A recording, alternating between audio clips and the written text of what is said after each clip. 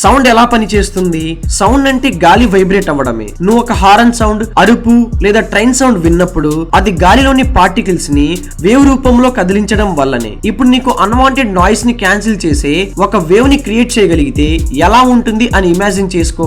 సరిగ్గా అదే noise cancelling head ఫోన్లు చేసే పని. అవి చుట్టూ ఉన్న సౌండ్లను వినడానికి చిన్న మైక్రోఫోన్ ను యూజ్ చేస్తాయి. ఆ తర్వాత అవి దానికి ఎగ్జాక్ట్ గా ఆపోజిట్ అయిన ఒక సౌండ్ వేవ్ ని జనరేట్ చేస్తాయి. దాన్ని సైంటిస్టులు యాంటీఫీస్ అంటారు. ఈ అపోజింగ్ వేవ్లు కలిసినప్పుడు అవి ఒకదానికొకటి క్యాన్సిల్ చేసుకుంటాయి.